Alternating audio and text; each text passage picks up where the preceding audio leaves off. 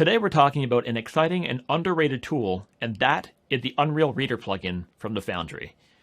With the 13.2 version of Nuke, the UnrealReader comes built in, and integration with Unreal Engine 5 is now supported, and it works like a charm. Now, full disclosure, Foundry did provide me with a Nuke license to make this video, but I'm not being paid to promote this. They have no say in what I talk about in this video. No money changed hands. This video does have a sponsor though, and that is CG Spectrum. Now, what is UnrealReader? And more importantly, for those unaware, what the heck is Nuke? Nuke is the industry standard for compositing, so if you're doing any kind of serious comp work in VFX, chances are you're going to be using Nuke at some point. Under the hood, the UnrealReader node connects Nuke to Unreal's movie render queue using the Nuke server plugin over a TCP IP connection.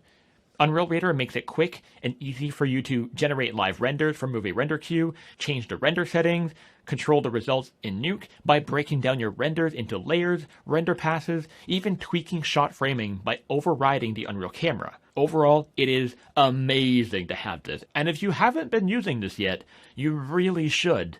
Now, a few good things to know about. As of Nuke 13.2, the following versions of Nuke are supported with the UnrealReader. We've got NukeX, Nuke Studio, Nuke Indie, and Nuke Non-Commercial, which means that you can test out the UnrealReader for free. The standard, regular version of Nuke doesn't support UnrealReader in terms of altering the existing render data, but it can pull through renders with existing settings or loading existing Nuke scripts with the UnrealReader node in them. Nuke Server is currently available on Windows for Unreal Engine 5, with a Mac OS version coming soon, and for those of you interested in a Linux version, you can request a dev build through their support, which I'll include a link to down below. I'm also going to include an FAQ just because there's a few good bits of information that you might want to know about. So let's jump right into how to get all of this set up right after a message from my sponsor. A big thank you to CG Spectrum for sponsoring this video. CG Spectrum is a global top-ranked training provider offering specialized online courses in real-time 3D, game development, animation, VFX, and digital painting. They're an Unreal Authorized Training Center and Unreal Academic Partner, and their courses include personalized mentorship from industry professionals. I mentor at CG Spectrum myself part-time and help develop their real-time 3D, technical art, and virtual production course. Right here is an example from one of my students. So if you want to learn Unreal Engine with an industry mentor guiding you, check out the link below or visit cgspectrum.com for more info. You'll get the most practical and up-to-date knowledge along with the skills, connection, and industry awareness that film and video game studios are hiring for.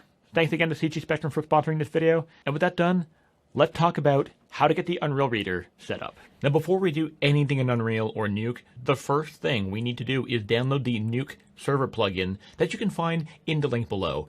You can't find this plugin on the Epic Marketplace because it is a custom plugin built by Foundry. When you get to this page here, scroll down all the way to the bottom, and you're going to see we've got Nuke 13.2 or 13.1, and download the plugin for the Unreal Engine version that you're using. So in my case, I'll be using Unreal Engine 5 on Windows, so go ahead and download that. Once you've unzipped the file, you're going to find a Foundry folder in there, and we need to copy that folder into the plugins folder of your Unreal Engine install. By default, for most people, it's going to be found in C, Program Files, Epic Games, and in my case, I'm going to go to the UE 5.0 folder, go to Engine, Plugins, and you can copy paste the Foundry folder directly into the plugins folder right here. You'll see I already have the Foundry folder copied there. Go ahead and do that. Once you've done this, go ahead and start Unreal, and we'll now be able to enable that plugin. So now with UE5 open, I'm going to go to the Settings button up top here, go to Plugins, and in the search panel up top here, we're going to search for Nuke. And if you copied the folder correctly into your plugins folder, you should have the Nuke server plugin show up here. Make sure that's enabled. You'll have to restart the engine, and then we'll be ready to go. I'm going to close this. And now there's one last thing we need to do before we can jump right into Nuke. So with the engine restarted, we can now click on the Window button up top here. And now you should have a Nuke server option show up right here. Click on this, and you'll get a new window popping up. The port number by default, I believe, is 9,000. The number you use in Unreal doesn't really matter. What is important is that the number you use in Nuke later matches this number. So for now, just leave it at default, hit the Start Server button, and when the server status says running, we're now ready to jump into Nuke for the first time. So now I have NukeX open, but the plugin also works with Nuke Studio, Nuke Non-Commercial, and Nuke Indie as well. No problems. So the first thing we need to do is we're going to click in the Viewer section down here, press the Tab key, and search for UnrealReader. Click on this, and you'll have a new node showing up right here. And now you'll see up on the top right-hand corner here, we've got port 9000, which is usually the default. For me, in Unreal, it was set to 4500, and I'm going to hit Connect to Server. And now, if you've done everything correctly, you should have the Unreal Engine version right here. Fetch Latest shows up. UnrealReader and Nuke is now connected with Unreal Engine directly. But maybe you don't see anything. The screen is still black. There's one thing we need to do if you're not familiar with how Nuke works. So we're going to select our UnrealReader node right here and press the 1 key. And basically, pressing the 1 key has connected our UnrealReader node to the viewer. You'll see we have a little 1 key here. If I had something like a grade node, for example, and I press the 2 key, you'll see the viewer is now showing the grade node. Of course, there's nothing there, so that's normal, but you get the idea. A toggle between 1 and 2, that's how you can tell the viewer what to show. This is going to be important for later. So with the UnrealReader node loaded, you'll see here we have the project path where we can designate which project is being loaded. We can choose the map that we want to load and the sequence as well. So for example, if I have another sequence I want to load instead, I can click here and choose this one, for example, and it's going to update automatically. So this is, for example, just another shot that I had where the camera is panning and we have some motion blurred elements here. It's really cool and very easy to switch between levels and sequences directly within the UnrealReader. It's going to update live in front of you. Next, we can choose the scene unit, the render mode, and the render mode is basically if you want to designate whether or not you want to use stencil layers. And if you don't know how to use stencil layers, I have a video about that right up here, so go check that out if you need it. In image format is where we choose the image resolution of our shot. So in my case, I want to render this as UHD 4K. As you can see, it's going to update automatically for you. Next, we have overscan right here. If you need to work with lens distortions and stuff, overscan is a fantastic way to do that. We've got the frame range of our sequence automatically being updated right here, so you don't need to manually put that in. Next, at the bottom here, we have the write section, and we're going to get into that a little bit later because UnrealReader is not actually writing anything to disk. UnrealReader is streaming data directly from the movie render queue under the hood. So at some point after adjusting all of your render settings, you're going to want to write this render to disk, right? You're going to want to write those frames, but we're going to get into that a little bit later. Feel free to use the chapters down below to skip to the appropriate part of the video. Now, before we carry on here, let's address one of the glaring issues that we have here, and that is color. You'll see the colors here are kind of washed out and flat and oversaturated and looks frankly terrible. Taking a look at this screenshot from Unreal right here, that's what we should be getting, but this is what we see in Nuke instead. And for those of you who have watched my color grading tutorial in DaVinci Resolve, again, you can watch that video right here if you haven't already, you're going to know why Nuke is looking this way. And the reason for that is color space. Nuke is expecting a linear image, but by default, Unreal does not spit out a linear render. So the first thing we need to do is go to the Advanced tab of the UnrealReader, and right here in Color Output, we need to disable the tone curve. By disabling the tone curve, it's going to send Nuke a linear image. So I'm going to click that here, and you'll see things already look a whole lot better. If I toggle this back and forth, before and after, it is a whole lot better, but the colors are still off. And in this specific shot, I actually do like how oversaturated and the tonality of the colors. I think this actually works very well for this shot, but it doesn't match what we have in Unreal. And the reason for that is because Nuke thinks that this render is in aces, but it's not. It's a linear sRGB image. So we just need to tell Nuke how to interpret that. And the way to do that is we're going to select our UnrealReader node here, press the Tab key, and we're going to search for OCIO color space.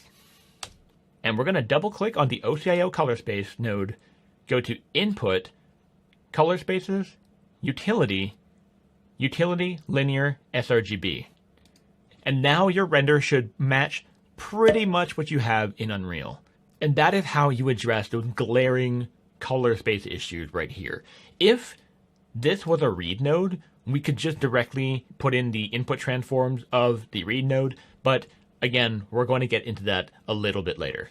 So going back to our UnrealReader node, I'm going to go through all of the settings with you, and as we go along, I'm going to show you some of the render settings that I use for my own renders in 95% of cases. So let's do that right now. And starting off with the Render tab up top here, this here is quite possibly the best part of the UnrealReader node. As you'll see here, we have all of our render passes in one nice clean list. For those of you who are familiar with the movie Render Queue, you'll know that using render passes is a little bit unintuitive, and sometimes it's hard to find them, or sometimes they don't show up at all. So thank you to the team at the Foundry for coming up with this solution, because now we have all of our render passes here and a wonderful description of what all of those render passes do. So in my case, I'm going to turn on Cryptomat, World Depth, World Normal, and maybe World Position as well. Alright, so Future Will here, chiming in just because there is one really cool feature I forgot to talk about in the initial recording, and that's showing off the Preview Layers feature. So going back to my UnrealReader tab here, I'm going to set the render mode to Stencil Layers, and bear with me here.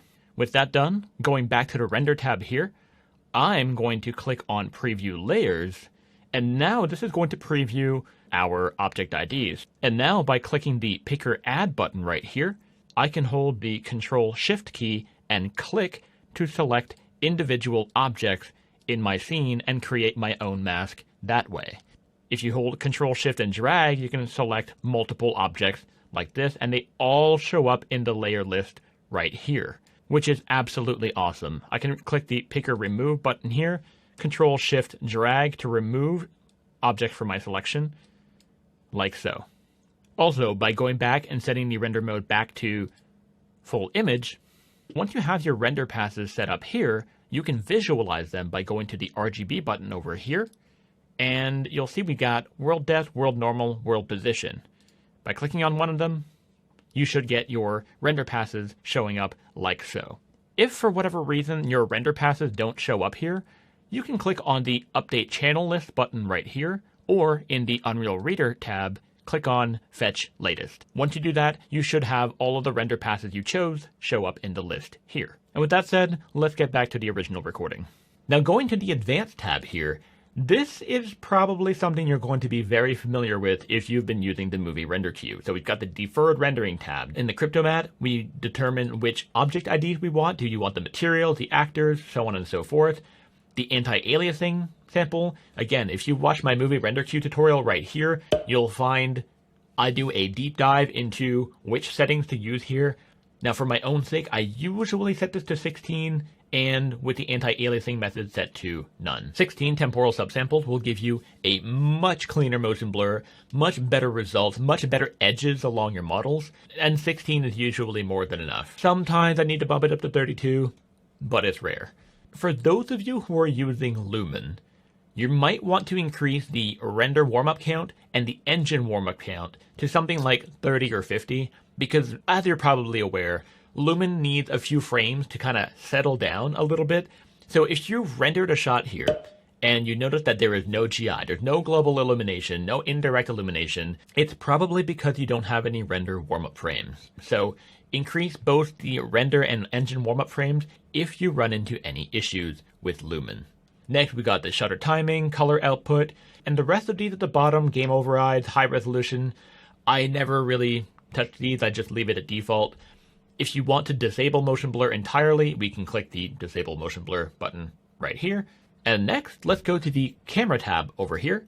And this is where things get really interesting. So what I'm going to do now is I'm going to click the Link Output button here, click on Create Camera, and you'll see we now have a new camera node selected right here. So if I select this and press the 1 key, you'll see now we are kind of in a 3D world space type of thing. And if I zoom out, you'll see we now have a camera here.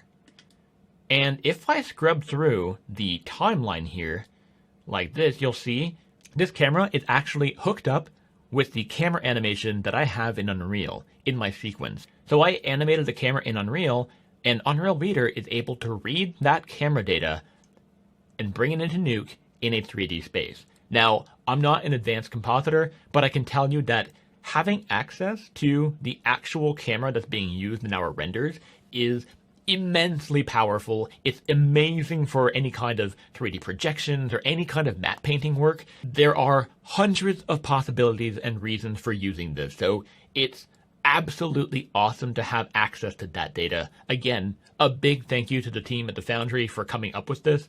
This is so cool. But there's one more thing we can do with this, and it's pretty awesome. So I'm going to select this here. I'm going to delete that, and I'm going to create my own camera. And now we have a new camera 1. I'm going to grab this like that, move it up here, move it up in world space like this. And now I'm going to connect this to my UnrealReader node.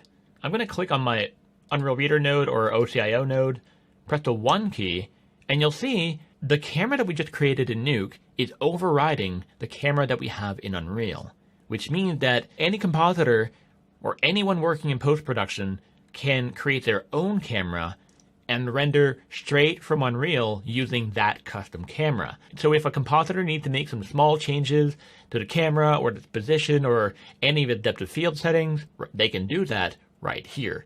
Probably a bit of a niche use case, but it's still very cool to know about because I'm sure someone out there wants to use this. So I'm going to delete this and revert back to my default one. So to be clear, when you delete the custom camera that you made, it's going to revert automatically to the camera that is in your Unreal Engine sequence.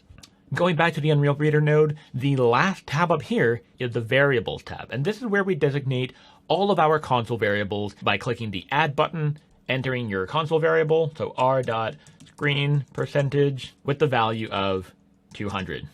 For example, if you want to remove it, click on this and delete it. It's pretty straightforward, very self-explanatory. So the last thing we want to do is we want to be able to write our files to disk, right? So I'm going to go through this with you just because I know it's a little bit weird for those of you who are new to Nuke. So in order to write this render to disk, we're going to click on the little folder icon right here at the bottom of the UnrealReader node. I'm going to choose this folder here. And you'll see we have the file path, but you still need to tell Nuke what the name of your file is going to be because Nuke doesn't have a way to know that. So I'm going to call this render example _a _, and next we need to add some hashtags. I'm going to add 4 of them because the hashtags are what's going to designate the frame number. Okay, this is not going to be added automatically. So this is very important, otherwise your shots are not going to render. And lastly, we need to write .exr like this, because otherwise it's not going to write properly, even though we designated the file type here. So having the hashtags and the .exr at the end is the most important part of this write tool feature here. And we're going to click on write to disk right here. So when you click the write to disk button here, you'll see we have a new read node show up here, but it says error sometimes. Don't worry, the reason for that is because when you do that, Unreal has to actually render your frames, so it can take a while. And depending on the complexity of your shot, the duration of your shot, and your render settings, it can take anywhere between a few seconds and several hours to render. So A, just wait a little bit, and B, just go ahead, double-click your read node, and click on the folder icon here, and pick the correct render in the list. So right here is render example A, just like that. And with the read node selected here, we're going to press the 1 key, and then we now have our render. I'm just going to select my UnrealReader here and press the D key to disable it because I don't want this running in the background right now. So now, with our read node selected, we can scrub through the timeline and see our camera animation just fine. But of course, the colors are wrong, so you can either use the same OCIO color space trick that we used earlier, or by double-clicking on the read node, we can go to the input transform go to Color Spaces, Utility, Utility Linear sRGB. And now our render should match what we have in Unreal, just because we're telling Nuke in the input transform how to interpret this render. And if I wanted to visualize my object IDs, press the Tab button, search for Cryptomat, plug this into my read node here, press the 1 key in my Cryptomat node, and you'll see we now have all of our object IDs right there. Of course, this is going to depend on your UnrealReader node settings in the Advanced tab by ID type. So depending on what you rendered, this is going to change that. So guys, I know this was a lot of information to take in, but I hope you're starting to see the power and how useful the UnrealReader node is for post-production. How are you going to be using it? What are some features that you would like to see implemented in the UnrealReader? Let me know in the comments down below. So guys, I hope you found this video helpful. If you did, do consider subscribing and giving it the old thumbs up. Thanks so much for watching, and as always, happy rendering.